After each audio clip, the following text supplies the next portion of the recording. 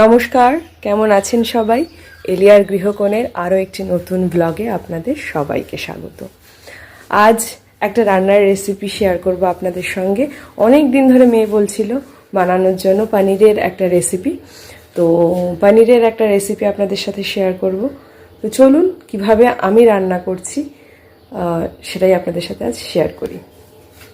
আজ বানাবো মালাই পনির। তো সেই জন্য লাগছে প্রথমে পনির, আর এখানে লাগছে একটু কাজু কিশমিশ, আর নিয়েছি পোস্ত, একটা গোটা টমেটো, আদা, দুটো কাঁচা লঙ্কা আর দুধ। এই কটা লাগবে। এবার পনিরটাকে ছোট ছোট আমি কেটে নিচ্ছি। আপনারা আপনাদের প্রয়োজন মতো অবশ্যই কেটে নেবেন, আপনারা যেমন খেতে পছন্দ করেন সেরকম ভাবে।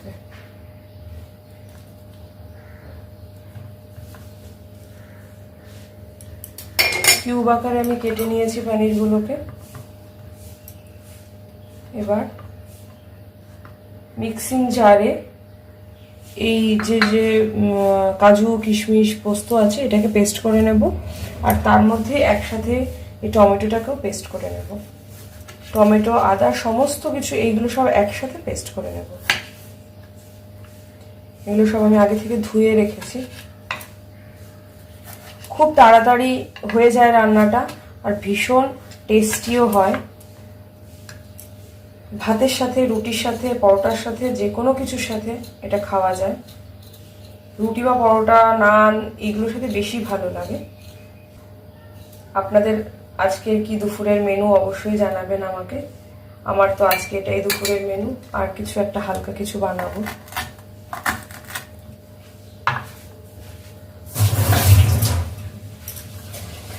আদাটাকে ধুয়ে জাস্ট একটু কেটে নিয়েছি। এই ছোট জারটার মধ্যে সমস্ত কিছু একসঙ্গে পেস্ট করে নেব।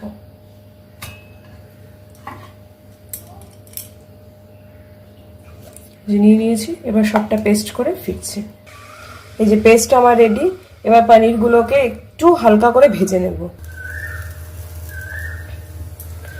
কড়াই কিন্তু আমি বসিয়ে দিয়েছি, এবার রান্নাটা চাপাবো। তেলটা দেবো গরম হওয়ার জন্য, একটু বেশি লাগবে তেল। পনিরটাকে জাস্ট হালকা করে একটু ভেজে গরম জলে ভিজিয়ে রাখবো। আমি এখানে এই যে এই পাত্রটাতে একটু নুন আর একটু গরম জল দিয়ে রেখেছি। আমি পনিরটাকে সবসময় একটু উষ্ণ গরম জলে ভেজাই। আমি একজনের থেকে শিখেছি, আমার এক কাকিমা অনেক দিন আগে, মানে তখন আমি আমার মেয়েবেলার সময়ের গল্প বলছি, স্কুলে আর কি সব সব বন্ধুদের পিকনিকের সময়, তখন ওই কাকিমা রান্না করেছিলেন পনিরের একটা রেসিপি, অসাধারণ রেসিপি। আমি এখনো করি সেটা, কোনো একদিন শেয়ার করব অবশ্যই। ওই কাকিমাকে সেদিন দেখেছিলাম পনিরগুলোকে ভেজে নুন জলে, গরম জলে ভিজিয়ে রাখতে।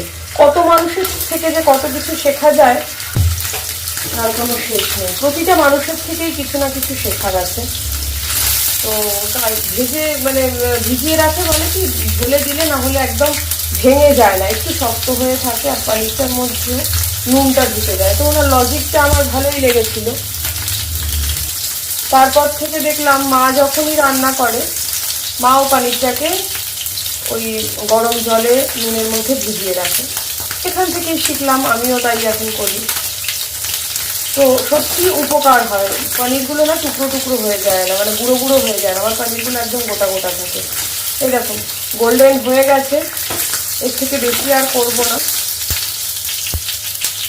তুলে নেবো আস্তে আস্তে। পনিরগুলো আমি তুলে নিয়েছি।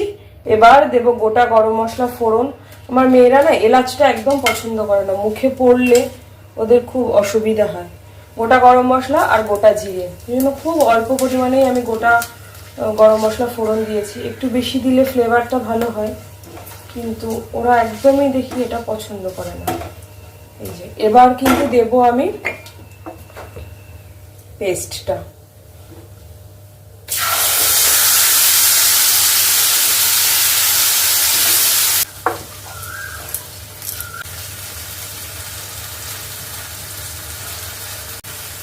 একটু নুন দিলাম,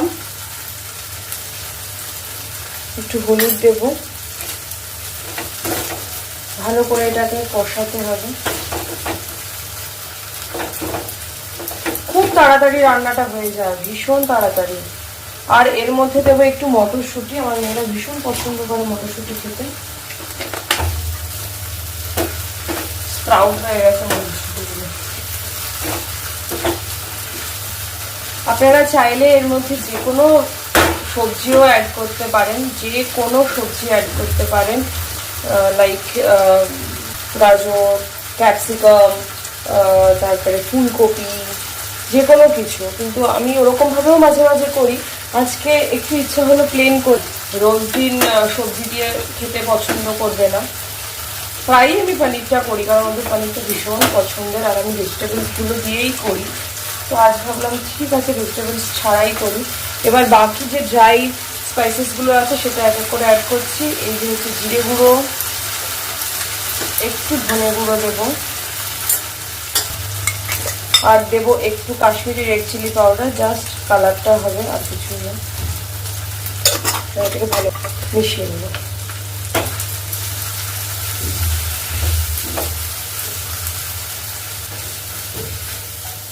মশলাগুলো যাতে পুড়ে না যায় সেজন্য একটু একটু করে জল দেবো। ওই যে মিক্সিং জারটা ধুয়ে সেই জলটাই একটু একটু করে দেব। আর একটা জিনিস দেব, সেটা হচ্ছে রান্নার মেন ইনগ্রেডিয়েন্টস, বলতে পারেন হিরো ইনগ্রেডিয়েন্টস। কি সেটা গেস করতে পারবেন? কালারটা দেখুন অদ্ভুত সুন্দর এসছে। এবার দেব সেই আসল জিনিস, কসুরি মেথি। কসুরি মেথিটাকে হাতের সাহায্যে জাস্ট এরকম ভাবে এই যে গুঁড়ো করে দিয়ে দিলাম। দারুণ টেস্ট হয়, দারুণ টেস্ট। আমার রেসিপিটা যদি আপনাদের ভালো লাগে তো অবশ্যই একটা শেয়ার করবেন, কমেন্টে জানাবেন কেমন লাগলো আপনাদের। মালাই পনির ইজ রেডি। এবার এটাকে আমি নামিয়ে নেব। মালাই পনির ইজ রেডি টু সার্ভ। আপনাদের কেমন লাগলো অবশ্যই জানাবেন আমার এই রেসিপিটা। আমি আমার মতো করে করেছি। আজ এই পর্যন্তই। অন্য আর একদিন আবার অন্য কোনো রেসিপি নিয়ে বা অন্য কোনো ভিডিও নিয়ে, নতুন একটা ভিডিও নিয়ে আপনাদের সামনে হাজির হয়ে যাব। ততক্ষণ পর্যন্ত ভালো থাকবেন, সুস্থ থাকবেন। মালাই পনির ইজ রেডি টু সার্ভ। আপনারা জানাবেন আপনাদের এই রেসিপিটা কেমন লাগলো। আজ এই অবধি, আবার অন্য কোনো দিন অন্য কোনো ভিডিও নিয়ে হাজির হয়ে যাব আপনাদের মাঝখানে। ততক্ষণ পর্যন্ত সবাই ভালো থাকবেন, সুস্থ থাকবেন।